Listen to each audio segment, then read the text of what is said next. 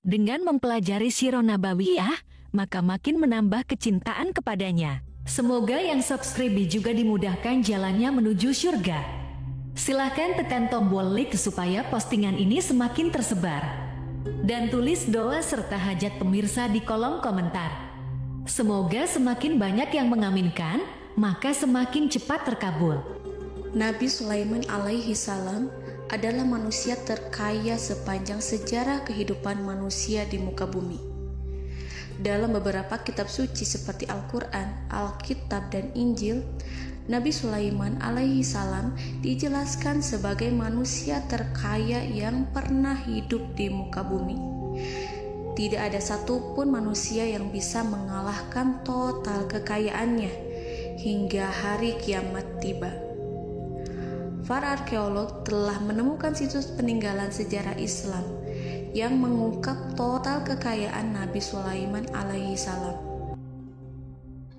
Erez bin Yosef, seorang profesor, ia menyatakan bahwa 3000 tahun yang lalu Nabi Sulaiman alaihi salam diperkirakan memiliki kekayaan senilai 2,2 triliun US dollar.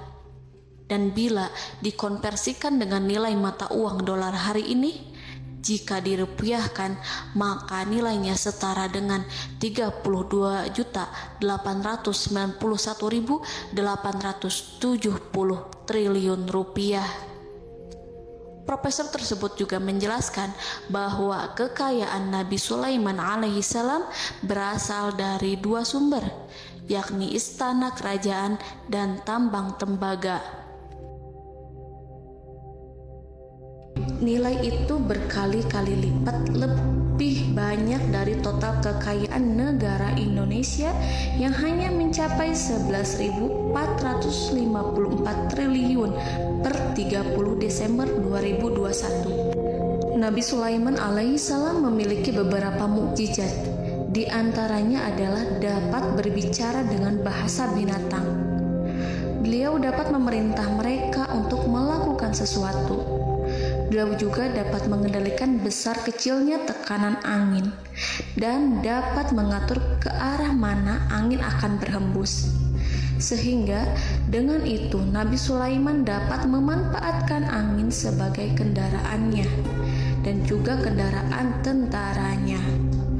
Nabi Sulaiman juga bisa melunakkan besi dan membentuknya menjadi pakaian perang yang anti tusukan senjata tajam. Nabi Sulaiman juga memimpin para jin. Mereka tunduk dan patuh pada perintah Nabi Sulaiman alaihi salam. Tidak hanya setan, iblis laknatullah yang merupakan makhluk pembangkang dapat dibuat tunduk bertekuk lutut pada perintah-perintah Nabi Sulaiman. Nabi Sulaiman bisa melakukan teleportasi, yaitu berpindah dari suatu tempat ke tempat yang lain dalam waktu singkat. Peristiwa itu dibuktikan dengan pemindahan singgasana Ratu Balqis atas perintah Nabi Sulaiman. Nabi Sulaiman dikenal sebagai raja yang adil dan bijaksana. Nabi Sulaiman diberkahi kecerdasan yang luar biasa untuk menyatu padukan segenap kekuatan yang Allah berikan kepadanya.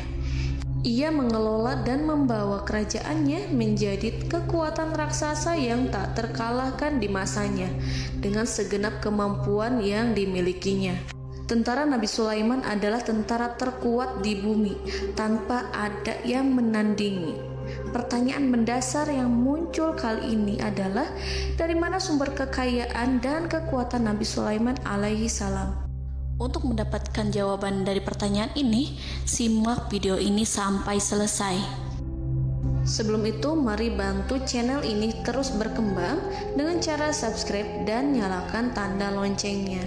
Berikan komentar yang positif dan berikan like serta share video ini. Bismillahirrahmanirrahim. Sungguh kami benar-benar telah menganugerahkan ilmu kepada Daud dan Sulaiman. Keduanya berkata, segala puji bagi Allah yang melebihkan kami dari kebanyakan hamba-hambanya yang mukmin. Sulaiman telah mewarisi Daud dan dia berkata, "Wahai manusia, kami telah diajari untuk memahami bahasa burung dan kami dianugerahi segala sesuatu. Sesungguhnya, semua ini benar-benar karunia yang nyata."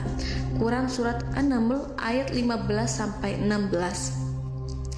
Saudara-saudaraku yang dirahmati Allah, pada ayat di atas disebutkan bahwa Sulaiman telah mewarisi Daud. Nabi Sulaiman mewarisi Nabi Daud dalam sisi kenabian dan kekuasaan, bukan mewarisi harta, karena para nabi tidak mewariskan harta. Sebab sepeninggalan mereka, harta para nabi menjadi sedekah bagi orang-orang yang ada di sekitarnya, yaitu orang-orang fakir dan orang-orang yang membutuhkan.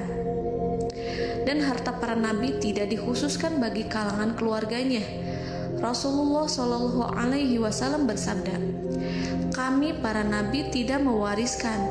Nabi Sulaiman mewarisi kenabian dari Nabi Daud. Ini adalah hal yang jelas. Allah telah memilihnya sebagai nabi dari Bani Israel. Begitu juga Allah telah memberinya kekuasaan kerajaan sehingga ia menjadi pemimpin Bani Israel.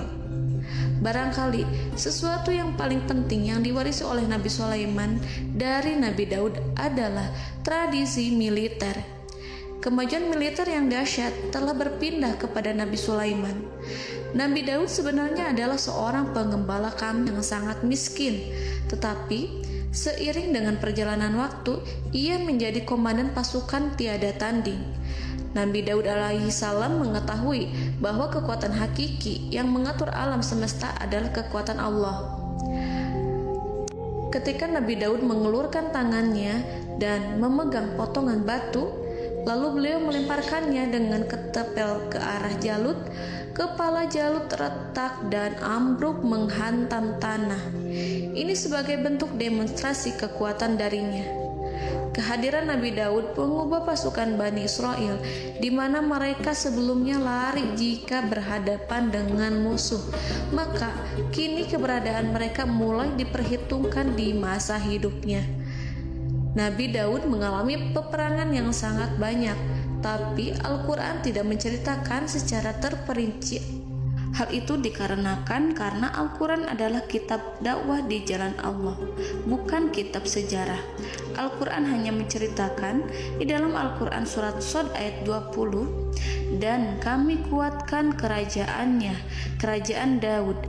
Ayat tersebut berarti bahwa Nabi Daud belum terkalahkan dalam peperangan yang diikutinya. Di samping dukungan yang Allah berikan kepadanya, juga pasukan dan rakyatnya, di mana mereka adalah orang-orang yang bertauhid, menyerahkan diri kepada Allah. Allah Subhanahu wa Ta'ala mengajarkan kepada Nabi Daud hal-hal yang menjadikan pasukannya memiliki keistimewaan yang dengannya mereka dapat mengalahkan pasukan-pasukan lain, pasukan-pasukan besar yang ada di bumi pada saat itu. Allah Subhanahu wa Ta'ala berfirman dalam surat Saba ayat 10, "Dan kami telah melunakkan besi untuknya." Baju besi mungkin akan menjadi masalah dalam benak kita. Ketika orang-orang yang berperang, baju besi cukup mengganggu gerakan mereka. Kita bisa membayangkan ketika ada dua orang berperang, salah satu dapat bergerak bebas, sementara yang lainnya tidak leluasa bergerak karena tertahan dengan pakaiannya. Namun, dengan kekuasaan Allah, Nabi Daud dapat melunakkan besi dan membuat baju besi yang ringan, yang mudah untuk digunakan. Ini adalah kemajuan penting yang Allah berikan kepada Nabi Daud dan tentaranya. Kemajuan itu kemudian diajarkan, diwariskan dan dimiliki oleh Nabi Sulaiman alaihi salam. Nabi Sulaiman memiliki pasukan dahsyat yang melebihi pasukan manapun di bumi saat itu, atau bahkan mungkin saat ini. Bahkan Allah menambahkan karunia-Nya kepada Nabi Sulaiman yang disebutkan dalam Al-Quran surat An-Naml ayat 16. Dan Sulaiman telah mewarisi Daud, dan dia berkata, "Wahai manusia, kami telah diberi pengertian tentang suara burung, dan kami diberi segala sesuatu. Sesungguhnya, ini benar-benar suatu karunia yang nyata." Saudara-saudaraku yang dirahmati Allah, pada suatu hari Nabi Sulaiman alaihi salam menengadahkan tangannya dan berdoa kepada Allah Subhanahu wa ta'ala. Antara hati Nabi dan Allah tidak ada penghalang, tidak ada jarak, tidak ada sekatan waktu, tidak ada satupun dari para nabi yang berdoa kepada Allah kecuali doanya pasti dikabulkan. Doa Nabi Sulaiman alaihi salam direkam dalam Al-Quran surat Shad ayat 35. Nabi Sulaiman berkata, "Ya Tuhanku, ampunilah aku, anugerahkanlah kepadaku kerajaan yang tidak dimiliki oleh seorang pun sesudahku." Nabi Sulaiman menginginkan dari Allah sesuatu kerajaan yang belum pernah diperoleh oleh siapapun setelahnya. Allah Subhanahu wa ta'ala mengabulkan doa Nabi Sulaiman dan memberinya kerajaan tersebut. Nabi Sulaiman mewarisi kekuasaan, kenabian, hikmah ilmu dari Nabi Daud alaihi salam. Orang-orang menyebut Nabi Sulaiman Al-Hakim, Sulaiman yang bijaksana. Kebijaksanaan Nabi Sulaiman tidak terbatas pada keadilannya di tengah-tengah manusia dan juga kasih sayangnya kepada mereka. Namun, kebijaksanaan Nabi Sulaiman juga berlaku di kalangan burung dan binatang lainnya. Nabi Daud juga mengenal bahasa burung, tetapi Nabi Sulaiman dapat berbicara dengan bahasa burung. Bahkan, ia dapat menggantikannya sebagai pembantunya. Ketika Nabi Daud bertasbih di gunung, burung-burung serta binatang buas ikut bertasbih bersamanya. Bahkan angin pun berhenti untuk mendengarkan tasbih itu. Sedangkan Nabi Sulaiman alaihi salam, Allah Subhanahu wa ta'ala memberinya karunia lebih dari itu, di mana binatang-binatang buas tunduk padanya, begitu juga angin dan burung. Saudara-saudaraku yang dirahmati Allah, Nabi Sulaiman alaihi salam mampu mendengarkan bisikan semut yang berbicara kepada sesama mereka. Bahkan, ia mampu memerintahkan semut tersebut sehingga semut itu menjadi taat pada perintahnya. Pasukan Nabi Sulaiman memiliki kekuatan yang sangat dahsyat. Belum pernah ada di dunia ini satu pasukan pun yang memiliki kekuatan seperti itu. Kekuatan Nabi Sulaiman berasal dari beberapa kombinasi yang sangat mengagumkan, sehingga karenanya ia tidak dapat tertandingi. Kekuatan itu terdiri dari manusia, binatang-binatang, jin, dan lain sebagainya. Kita mengetahui bahwa jin adalah makhluk Allah dan manusia tidak mampu melihatnya atau menghadirkannya atau meminta pertolongan kepadanya. Sedangkan Nabi Sulaiman telah diberi Allah suatu kemampuan untuk menundukkan jin, memperkerjakan mereka sebagai tentara di tengah-tengah peperangan. Bahkan ia mampu menjadikan mereka sebagai pekerja-pekerja kasar di kerajaannya saat tidak ada peperangan. Oleh sebab itu, ketika ada pasukan lain yang mencoba melawan pasukan Nabi Sulaiman, mustahil mereka akan mendapatkan kemenangan. Bahkan pasukan Nabi Sulaiman diperkuat oleh pasukan burung. Burung di pasukan Nabi Sulaiman memerankan tugas penting, yaitu menjadi agen intelijen. Kita mengetahui bahwa peranan informasi saat peperangan adalah hal yang penting. Dari informasi tersebut, pasukan dapat mengetahui keadaan lawannya. Demikianlah peranan burung pada pasukan Sulaiman. Ia terbang di tengah-tengah musuh. Kemudian, ia kembali kepada Nabi Sulaiman untuk menyampaikan berita tentang keadaan lawannya. Di samping jin dan burung, Allah juga menundukkan angin untuk Nabi Sulaiman. Nabi Sulaiman dapat memerintahkan angin dan ia mampu untuk menaiki angin tersebut. Dalam Al-Quran surat Shad ayat 36-40, Allah Subhanahu wa ta'ala berfirman, "Kami tundukkan kepada angin yang berhembus dengan baik menurut kemana saja yang dikehendaki Sulaiman. Dan kami tundukkan pula kepadanya setan-setan, semuanya ahli bangunan dan penyelam, dan setan yang lain yang terikat dalam belenggu. Inilah anugerah kami, maka berikanlah kepada orang lain atau tahanlah untuk dirimu tanpa perhitungan, dan sesungguhnya dia mempunyai kedudukan yang dekat pada sisi kami dan tempat kembali yang baik." Saudara-saudaraku yang dirahmati Allah, Allah Subhanahu wa Ta'ala juga memberikan kemampuan yang tak seorang pun dari para nabi mendapatkannya, yaitu kemampuan untuk memerintah setan. Setan adalah salah satu bagian dari jin. Ia adalah kelompok yang celaka dari bangsa jin. Kelompok ini sebenarnya tidak mampu dikuasai oleh manusia. Bahkan jin yang soleh tidak dapat mengatur setan.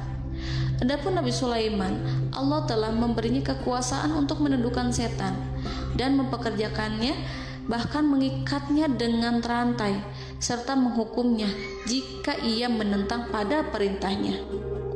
Setan membangun untuk Sulaiman istana-istana, patung-patung dan alat-alat perang. Bahkan setan-setan itu menyelam ke dasar lautan untuk mengeluarkan permata dan yakut untuk Sulaiman. Jika di antara setan yang menentang perintahnya, maka Nabi Sulaiman alaihi salam mengikatnya dengan rantai. Ini semua menunjukkan kekayaan Nabi Sulaiman dan kekuasaannya, di mana ia mampu mengatur banyak makhluk di bumi ini.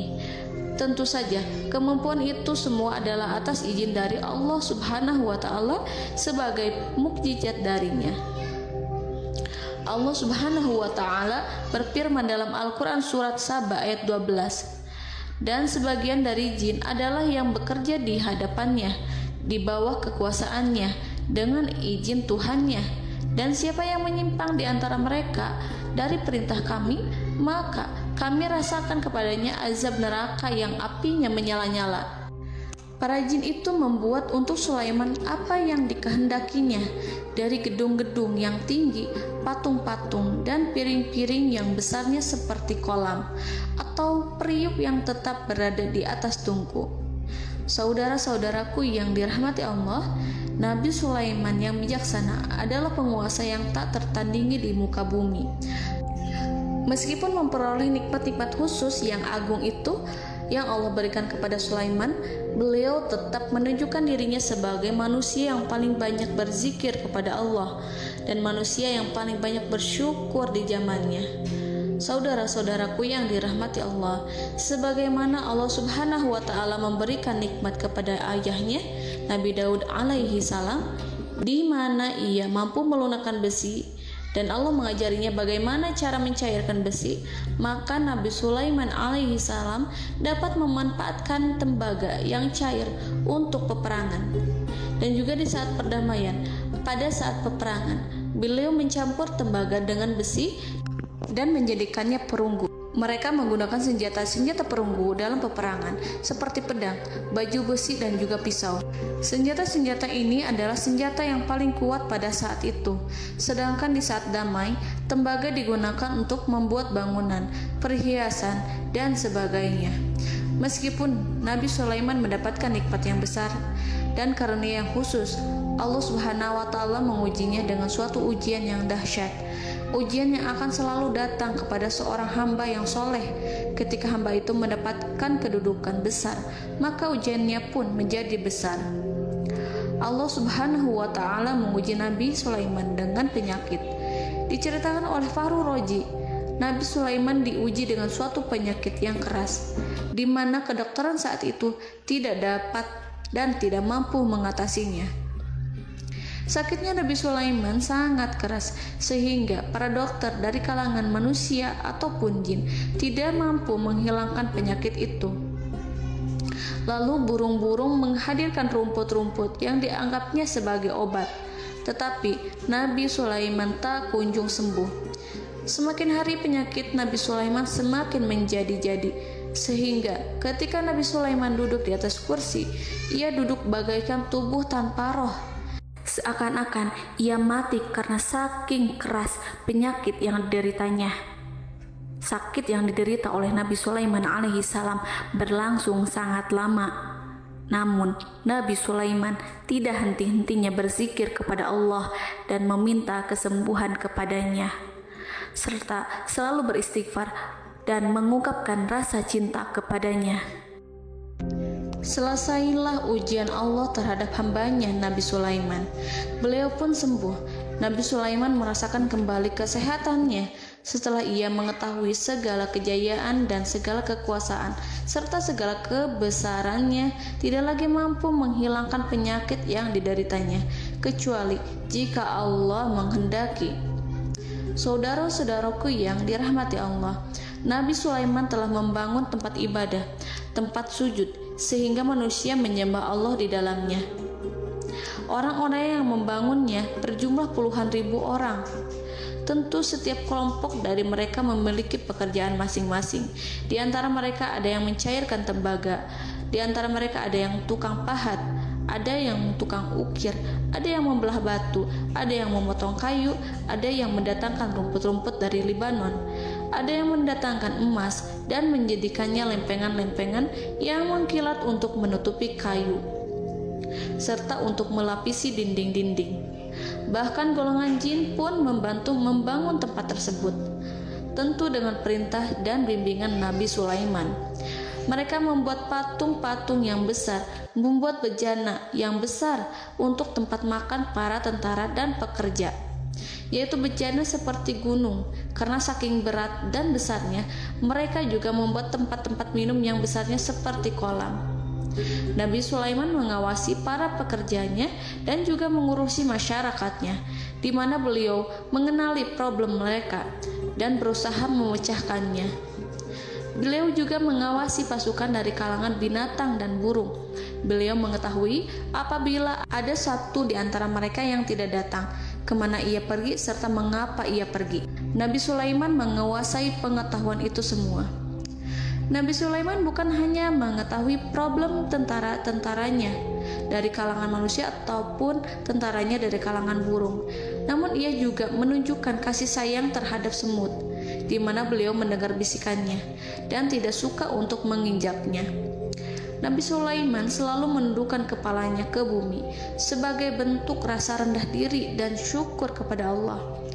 Pada suatu hari, Nabi Sulaiman alaihi salam berjalan di depan tentaranya, dan tiba-tiba ia mendengar suara semut yang berkata kepada temannya dari kalangan semut.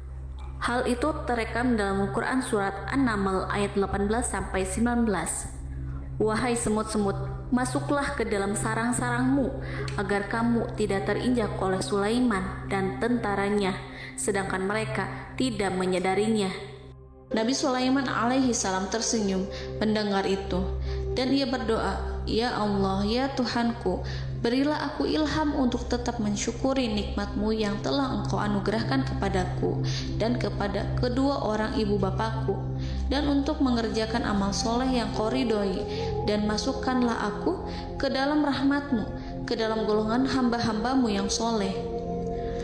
Saudara-saudaraku yang dirahmati Allah, meskipun Nabi Sulaiman mendapatkan kekuasaan dan memiliki tentara yang besar, namun beliau menunjukkan kasih sayang terhadap bangsa semut. Beliau mendengarkan bisikannya dan melihat semut yang ada di depannya. Oleh karena itu, tak mungkin baginya untuk menginjak golongan semut itu. Nabi Sulaiman bersyukur kepada Allah telah memberinya nikmat, yaitu nikmat rahmat dan kasih sayang. Di samping itu, Nabi Sulaiman alaihi salam adalah orang paling kaya di dunia. Istananya terbuat dari kayu gaharu yang memiliki wangi harum. Istananya terbuat dari emas yang terkadang dari kristal. Beliau juga memiliki kursi besar yang terbuat dari emas dan permata. Istana Nabi Sulaiman merupakan istana yang paling besar di dunia.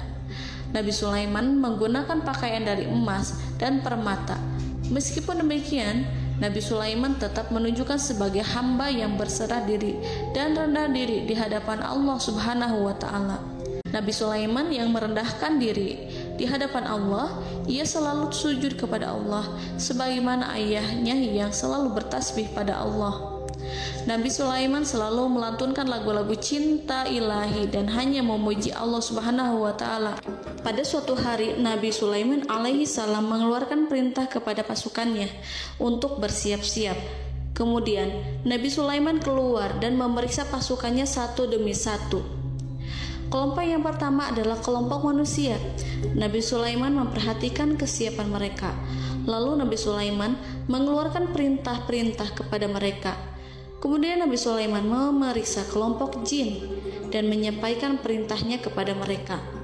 Beliau memenjarakan jin yang tampak bermalas-malasan saat bekerja. Lalu beliau memeriksa binatang dan berkata kepada mereka, apakah mereka sudah makan dengan baik? Apakah mereka tidur dengan nyenyak? Apakah ada yang mengadu pada mereka, misalkan karena penyediaan makanan yang tidak layak?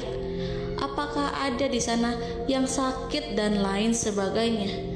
Ketika Nabi Sulaiman merasa puas dengan semuanya, Nabi Sulaiman memasuki tenda tempat berkumpulnya para burung. Nabi Sulaiman alaihissalam kemudian memasuki tenda tersebut, mengamati keadaan di sekitarnya, sehingga beliau mengetahui bahwa ada satu burung yang tidak hadir, yaitu burung hudhud. Mengapa aku tidak melihat burung hudhud? Burung-burung yang lain tampak terdiam sebagai penghormatan, dan mereka mendengarkan apa yang akan dikatakan pemimpin mereka. Nabi Sulaiman mengarahkan pandangannya pada semua burung dan tidak menemukan burung hudhud di antara mereka. Tak seekor burung pun yang mengetahui keberadaannya. Burung hudhud absen pada apel wajib kali ini. Nabi Sulaiman mulai menampakkan kemarahannya. Tiba-tiba, seekor burung kecil memberanikan diri untuk berkata kepada Nabi Sulaiman, "Wahai Nabi yang mulia, seharusnya hudhud ada bersamaku kemarin untuk melaksanakan tugas penyelidikan. Ia adalah pemimpin misi itu. Namun, burung hudhud belum datang. Oleh karena itu, aku tidak pergi bersamanya." Burung itu tampak gemetar. Nabi Sulaiman mengetahui bahwa hudhud tidak hadir dan tak seorang pun mengetahui kemana ia pergi. Burung hudhud pergi tanpa izin terlebih dahulu. Dalam keadaan marah, Nabi Sulaiman berkata, "Sungguh aku benar-benar akan mengazabnya dengan azab yang sangat keras atau benar-benar menyembelihnya, kecuali jika ia benar-benar datang kepadaku dengan alasan yang jelas." Kawanan burung-burung mengetahui bahwa Nabi Sulaiman sedang marah dan telah menetapkan untuk menyiksa burung hudhud atau menyembelihnya atau justru memaafkannya dengan syarat ia datang dengan membawa alasan yang dapat menyelamatkannya, atau dengan kata lain, burung hudhud dapat memastikan bahwa ia melaksanakan tugas yang penting. Nabi Sulaiman menunjukkan kemarahan yang besar sehingga siapapun akan merasa takut kepada Nabi Sulaiman yang marah. Nabi Sulaiman kemudian pergi dari tempat burung tersebut. Nabi Sulaiman masih memikirkan keadaan burung hudhud. Seharusnya burung hudhud menjadi bagian penting dari badan intelijen. Apakah ia pergi untuk menyingkap suatu, atau apakah ia pergi hanya untuk bermain-main? Nabi Sulaiman telah memperhatikan dan mengetahui bahwa burung hudhud adalah seekor burung yang cerdik dan juga fasih berbicara. Terkadang Nabi Sulaiman mendapati burung hudhud sedang bermain-main dan menunda-nunda pekerjaannya. Namun ketika Nabi Sulaiman melihatnya, burung hudhud memahami bahwa perbuatannya tidak benar. Oleh karena itu, ia tidak boleh menyampur adukan antara waktu serius dan waktu bermain. Tidak lama setelah itu, burung hudhud tiba di tempat para burung. Burung-burung yang lain berkata kepadanya, "Wahai hudhud, pergilah engkau ke tempat Nabi Sulaiman. Jika ia mengetahui bahwa engkau telah sampai, jiwamu benar-benar terancam." Mendengar itu, burung hudhud segera beranjak. Ia terbang menemui Nabi Sulaiman. Pada waktu itu, Nabi Sulaiman sedang duduk bersama tentaranya yang lain. Burung hudhud berdiri. Ia telah merencanakan untuk memulai pembicaraan dengan Nabi Sulaiman sebelum Nabi Sulaiman bertanya kepadanya kemana dia pergi. Ini sebagai bukti bahwa hudhud telah melaksanakan suatu tugas yang penting. Dalam Al-Quran Surat An-Naml ayat 22, burung hudhud berbicara, "Aku telah mengetahui sesuatu yang kamu belum mengetahuinya, dan kubawa kepadamu dari negeri Saba suatu berita penting yang diyakini." Seakan-akan burung hudhud hendak berkata, "Aku adalah hudhud yang miskin, tapi aku mengetahui apa yang tidak engkau ketahui, dan aku telah datang kepadamu dari kerajaan Saba dengan membawa berita yang sangat penting." Nabi Sulaiman tampak terdiam menunggu hudhud menyelesaikan kisahnya. Dalam surat An-Naml ayat 23-24, burung hudhud berkata, "Sesungguhnya aku menjumpai seorang wanita yang memerintah mereka. Dia dianugerahi segala sesuatu serta mempunyai singgasana yang besar. Aku mendapati dia dan kaumnya menyembah matahari selain Allah. Dan setan-setan telah menjadikan mereka memandang indah perbuatan-perbuatan mereka, lalu menghalangi mereka dari jalan Allah, sehingga mereka tidak mendapat petunjuk." Burung hudhud diam. Nabi Sulaiman merasa bahwa hudhud menunjukkan kepasihan lisannya. Nabi Sulaiman berkata dalam Quran surat An-Naml ayat 27 sambil menunjukkan senyum manisnya.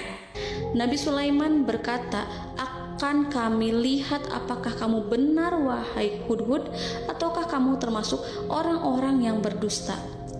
Seakan-akan burung hudhud ingin mengatakan, "Aku tidak berbohong, wahai Nabi yang mulia." Namun diamnya Sulaiman membuat takut sehingga burung hudhud terdiam. Nabi Sulaiman terdiam karena berpikir, lalu ia memutuskan sesuatu setelah itu. Beliau melihat kepada lainnya dan meminta secari kertas dan pena. Nabi Sulaiman menulis surat dan menyerahkan kepada hudhud serta memerintahkan kepadanya seperti yang dikatakan dalam Quran surat An-Naml ayat 28. "Pergilah dengan membawa suratku ini, lalu jatuhkanlah kepada mereka, kemudian berpalinglah dari mereka, lalu perhatikanlah apa yang mereka bicarakan." Al-Quranul Karim hanya menceritakan dalam Al-Quran surat An-Naml bagaimana perginya hudhud dan bagaimana ia menyerahkan surat itu. Lalu Al-Quran langsung menyebut keadaan kerajaan Balqis yang saat itu sedang membaca surat di depan para pembesar kerajaan dan para menterinya. Dalam Quran surat An-Naml ayat 29-31, berkatalah Balqis, "Wahai pembesar-pembesar, sesungguhnya telah dijatuhkan kepadaku sebuah surat yang mulia. Sesungguhnya surat ini dari Sulaiman, dan sesungguhnya isinya dengan menyebut nama Allah yang Maha Pengasih lagi Maha Penyayang, bahwa janganlah kalian berlaku sombong terhadapku dan datanglah kepadaku sebagai orang-orang yang berserah diri." Saudara-saudaraku yang dirahmati Allah, dalam surat tersebut Nabi Sulaiman menyebutkan supaya mereka menyerahkan diri dan tunduk kepada perintah Nabi Sulaiman. Nabi Sulaiman memerintahkan agar mereka meninggalkan penyembahan terhadap matahari. Nabi Sulaiman tidak mempersoalkan akidah mereka dan tidak memuaskan mereka dengan apapun. Nabi Sulaiman hanya memerintahkan bahwa ia berada di atas kebenaran. Bukankah ia didukung kekuatan yang berlandaskan keyakinan yang dimilikinya? Nabi Sulaiman hanya memerintahkan mereka agar tunduk dan patuh kepadanya. Ratu Sabak menyampaikan surat tersebut di tengah-tengah kaumnya. Dalam Quran surat An-Naml ayat 32 dijelaskan, "Dan berkatalah Balqis, wahai para pembesar, berilah aku pertimbangan dalam urusanku ini. Aku tidak pernah memutuskan sesuatu persoalan sebelum kamu berada dalam majelisku." Saudara-saudaraku yang dirahmati Allah, para pembesar istana Balqis menentang surat tersebut. Isi surat itu membangkitkan kesombongan kaum Sabak, di mana mereka merasa lebih kuat. Mereka mengetahui bahwa di sana ada seorang yang mencoba menentang mereka dan mengisyaratkan peperangan kepada mereka. Lalu ia meminta kepada mereka untuk memenuhi syarat-syaratnya sebelum terjadinya peperangan dan kekalahan. Dalam surat An-Naml ayat 33, mereka menjawab, "Kita adalah orang-orang yang memiliki kekuatan dan juga memiliki keberanian yang sangat besar dalam peperangan, dan keputusan berada di tanganmu, wahai ratuku. Maka pertimbangkanlah apa yang akan kamu perintahkan." Saudara-saudaraku yang dirahmati Allah, para pembesar kaum Sabak seakan ingin berkata, "Kita siap untuk melaksanakan perang." Tampaknya ratu itu memiliki kebijakan yang lebih baik dari pembesar kaumnya. Surat Sulaiman itu membuatnya berpikir lebih jernih dan lebih berhati-hati. Ia berusaha sebisa mungkin menghindari peperangan. Ratu itu berpikir dalam tempo yang lama. Nama Sulaiman tidak diketahuinya dan ia pun belum pernah mendengarnya. Oleh karena itu, Ratu kaum Saba tidak mampu mengetahui dan mendeteksi seberapa besar kekuatan Nabi Sulaiman. Boleh jadi Nabi Sulaiman memiliki kekuatan yang dahsyat, sehingga ia mampu memerangi kekuasaannya dan mengalahkannya. Kemudian Ratu memperhatikan apa yang ada di sekelilingnya. Ia melihat kemajuan masyarakatnya dan juga kekayaannya. Barangkali ia mengira bahwa Nabi Sulaiman iri terhadap kemajuan dan kekayaannya itu, sehingga Nabi Sulaiman ingin menyerangnya. Setelah mempertimbangkan isi surat Nabi Sulaiman dengan cermat, Ratu Saba memilih untuk tidak bersikap ceroboh dan bodoh. Ratu lebih suka untuk menggunakan bahasa kelembutan. Ia mengirim kepada Nabi Sulaiman suatu hadiah yang besar. Ratu mengira bahwa Nabi Sulaiman seorang yang ambisius, yang boleh jadi ia telah mendengar tentang kekayaan kerajaan Saba. Para utusan pergi dengan membawa hadiah dari Ratu Saba. Ratu berharap agar mereka dapat memasuki kerajaan Nabi Sulaiman dan akan mengetahui kondisi kerajaannya. Saat mereka pulang, Ratu ingin mendengar secara langsung dari mereka tentang bagaimana keadaan kaum Nabi Sulaiman dan pasukannya.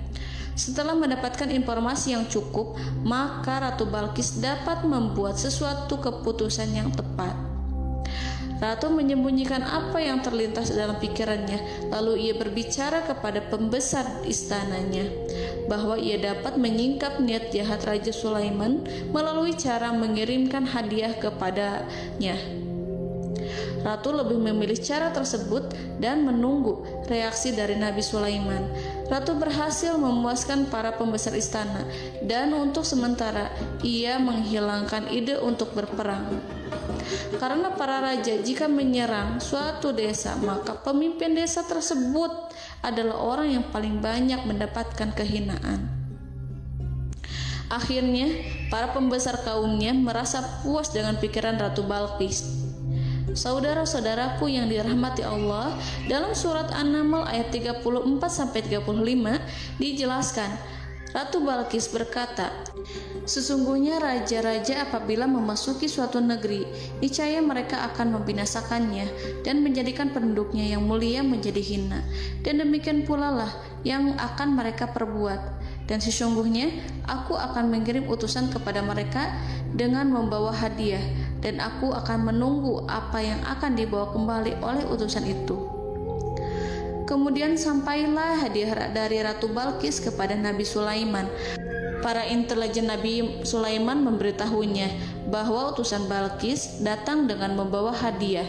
Nabi Sulaiman langsung mengetahui bahwa Ratu Balkis itu sengaja mengirim orang-orangnya untuk mengetahui atau untuk mendapatkan informasi tentang kekuatannya. Lalu setelah itu ia akan mengambil keputusan atau mengambil sikap kepada kerajaan Sulaiman. Nabi Sulaiman segera memanggil semua pasukannya untuk berkumpul. Utusan Balkis segera memasuki istana Nabi yang dipenuhi dengan pasukan yang besar bersenjata. Melihat itu, utusan Ratu Balkis tercengang dan terkejut ketika mereka melihat kekayaan yang mereka bawa tidak ada apa-apanya dibandingkan dengan kerajaan Nabi Sulaiman. Hadiah mereka tampak tidak berarti.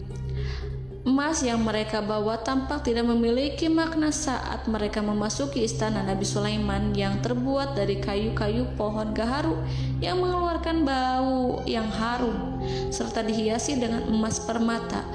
Para utusan Ratu Balkis berdiri bersama Nabi Sulaiman dan menyaksikan bagaimana Nabi Sulaiman mengendalikan pasukannya. Kemudian mereka mulai berpikir tentang kekuatan dan kualitas pasukan Nabi Sulaiman. Betapa kagetnya mereka ketika melihat di tengah-tengah pasukan itu terdapat singa, burung, dan tentara dari kalangan manusia yang mampu terbang. Mereka pun sadar bahwa mereka di hadapan pasukan yang tiada tandingannya. Selesailah demonstrasi pasukan Nabi Sulaiman. Kemudian para utusan ratu dipersilahkan maju ke tempat hidangan makanan. Para utusan itu sangat terkejut ketika melihat berbagai macam makanan dari penjuru dunia ada di depannya. Dan di antara makanan itu terdapat pula makanan yang biasa ditemukan di negeri mereka.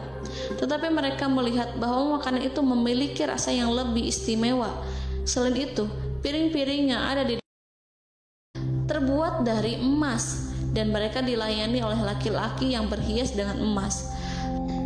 Di meja makan itu terdapat burung, ikan laut, dan berbagai macam daging yang mereka tidak mampu lagi membedakan daging apa itu. Nabi Sulaiman tidak makan bersama mereka, tapi beliau makan dengan menggunakan piring yang terbuat dari kayu. Beliau memakan roti yang kering yang dicampur dengan minyak. Inilah makanan yang dipilih Nabi Sulaiman. Makan bersama mereka dalam keadaan diam, mereka merasa kehadiran Nabi Sulaiman menciptakan suatu wibawa yang luar biasa. Selesai perjamuan itu, lalu dengan sangat malu mereka menyerahkan hadiah dari Ratu Balqis kepada Nabi Sulaiman. Hadiah itu berupa emas yang bagi mereka hadiah itu sangat bernilai tinggi. Tapi di sini hadiah itu tampak kecil di hadapan kekayaan Nabi Sulaiman yang sangat mengagumkan. Nabi Sulaiman memperhatikan hadiah dari Ratu Balqis itu dan berkata dalam Quran surat An-Naml ayat 36, "Maka apa yang diberikan Allah kepadaku lebih baik daripada apa yang diberikannya kepadamu, tetapi kamu merasa bangga dengan hadiahmu."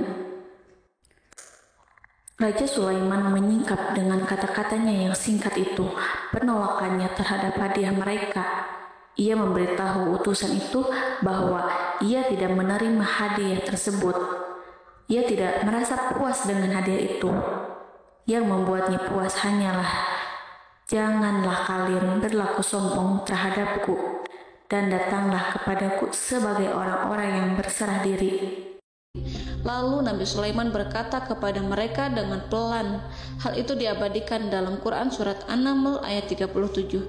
"Kembalilah kepada mereka. Kami akan mendatangi mereka dengan bala tentara yang mereka tidak kuasa melawannya, dan pasti kami akan mengusir mereka dari negeri itu, yaitu negeri Saba, dengan terhina, dan mereka akan menjadi tawanan-tawanan yang hina." Saudara-saudaraku yang dirahmati Allah, Nabi Sulaiman kemudian meninggalkan para utusan ratu setelah terlebih dahulu mengancam mereka. Para utusan itu berharap agar Nabi Sulaiman mau menunggu kunjungan Ratu Balqis yang akan membawa misi perdamaian. Akhirnya, sampailah para utusan Ratu Balqis ke negeri Saba. Mereka segera menuju istana sang ratu. Mereka memberitahu bahwa negeri mereka sedang ada di ujung tanduk. Mereka menceritakan kepada ratu tentang kekuatan Nabi Sulaiman dan tidak mungkin bagi mereka mampu melawannya. Mereka meyakinkan Ratu Balqis bahwa ia harus mengunjunginya dan melihat sendiri bagaimana kebesaran kerajaan Nabi Sulaiman. Kemudian ratu menyiapkan dirinya untuk pergi menuju kerajaan Nabi Sulaiman. Nabi Sulaiman duduk di kursi kerajaan di tengah-tengah para pembesarnya dan para menterinya serta para komandan pasukannya. Beliau berpikir tentang sosok Ratu Balqis. Nabi Sulaiman mengetahui bahwa Ratu Balqis menuju tempatnya. Balqis dikelilingi rasa takut. Nabi Sulaiman berpikir sejenak tentang bagaimana matahari disembah.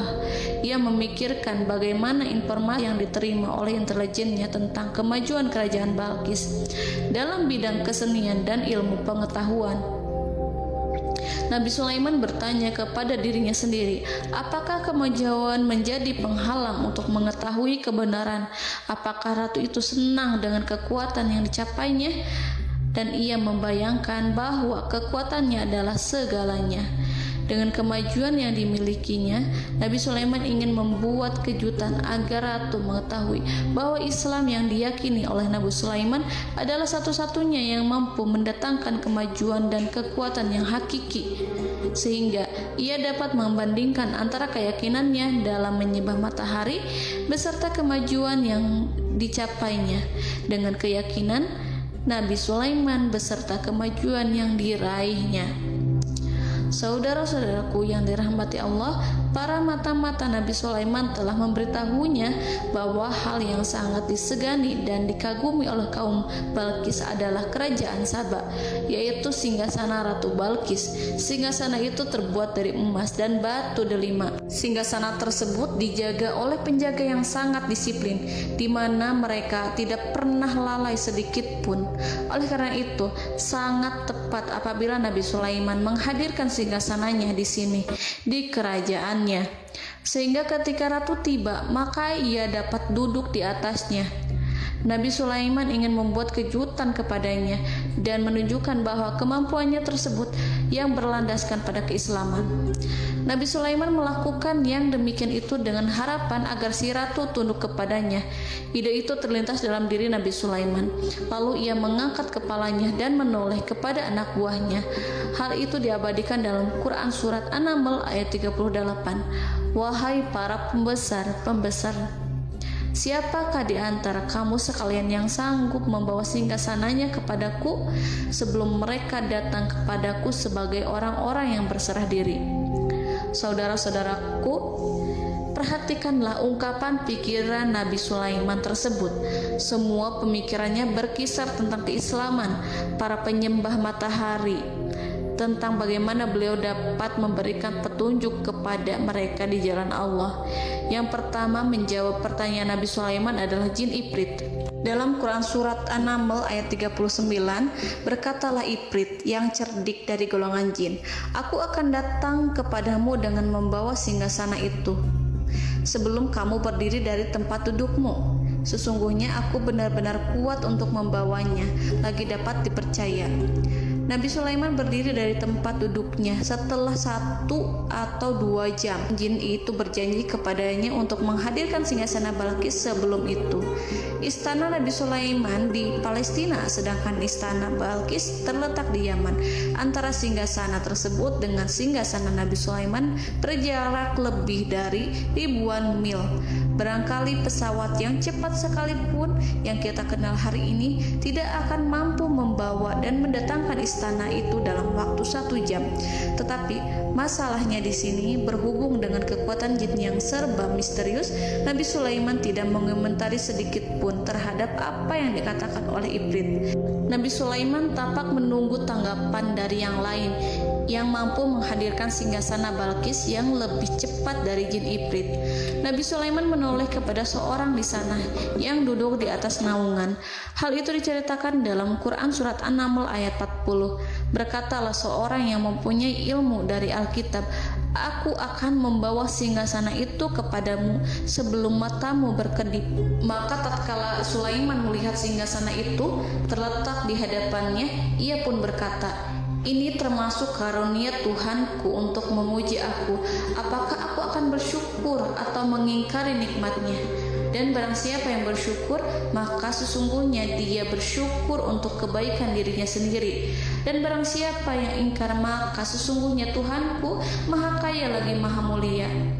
Saudara-saudaraku, belum lama seorang yang mempunyai ilmu dari Alkitab menyatakan kalimatnya, sehingga singgasana itu tiba-tiba ada di depan Nabi Sulaiman yang mampu menghadirkan singgasana itu lebih cepat dari kedipan mata.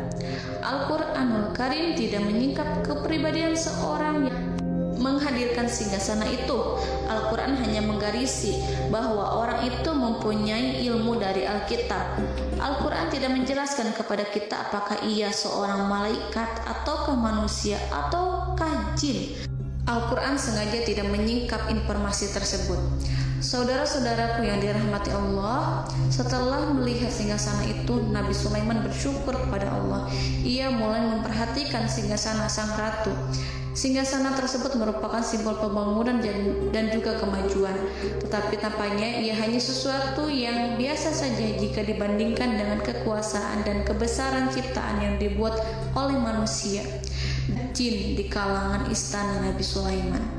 Nabi Sulaiman memikirkan dalam tempo yang lama singgasana Ratu Balkis itu. Kemudian beliau memerintahkan agar singgasana itu diperbaiki, sehingga saat Ratu Balkis datang, Nabi Sulaiman akan mengujinya apakah Ratu Balkis dapat mengenali singgasananya ataukah tidak. Dalam Al-Quran surat An-Naml ayat 41, Nabi Sulaiman berkata, "Ubahlah baginya singgasananya, maka kita akan melihat apakah dia mengenal ataukah dia termasuk orang-orang yang tidak mengenalnya." Saudara-saudaraku yang dirahmati Allah, Nabi Sulaiman memerintahkan agar dibangun istana yang akan digunakan untuk menyambut Ratu Balkis. Nabi Sulaiman memilih tempat di laut dan ia memerintahkan agar dibangun suatu istana di mana sebagian besar terdiri dari air laut.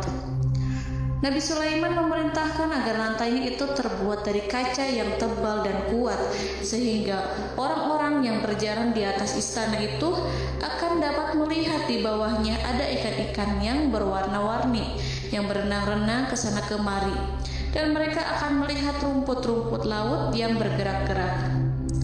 Akhirnya selesailah pembangunan istana itu. Saking bersihnya kaca lantainya sehingga tampak di sana tidak ada kaca. Burung hudhud memberitahu Nabi Sulaiman bahwa Ratu Balkis telah sampai di dekat kerajaannya. Kemudian Ratu Balkis datang. Al-Quran tidak menyebutkan keadaan Nabi Sulaiman saat menyambut Balkis, namun Al-Quran menunjukkan dua sikap Ratu Balkis ketika pertama kali datang. Yang pertama, bagaimana sikap Ratu Balkis ketika pertama kali melihat singgasananya yang datang mendahuluinya, padahal ia telah meninggalkan pengawalnya untuk setia menjaga singgasana itu. Keadaan kedua adalah keadaan ketika di depan istana yang dibangun untuk menyambut Ratu Balkis. Istana itu penuh dengan permata dan banyak ikan berenang di bawahnya. Dalam Quran surat An-Naml ayat 42 dijelaskan, dan ketika Balkis datang, ditanyakanlah kepadanya, "Serupa inikah singgasanamu?" Balkis menjawab, "Seakan-akan singgasana ini adalah singgasanaku.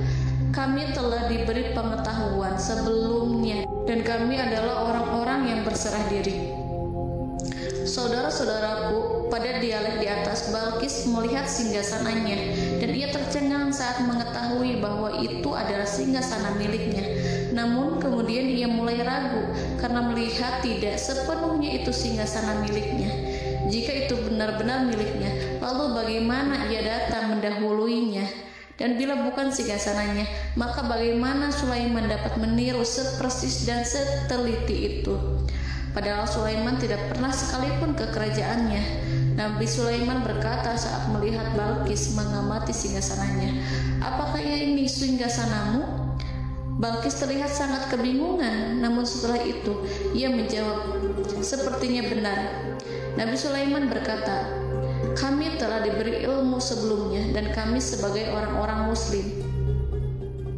Saudaraku yang dirahmati Allah, melalui pertanyaan Nabi Sulaiman ingin mengisyaratkan kepada Balkis agar ia membandingkan antara keyakinannya beserta ilmu yang dicapainya dengan keyakinan Nabi Sulaiman yang muslim beserta pengetahuan yang telah diraihnya.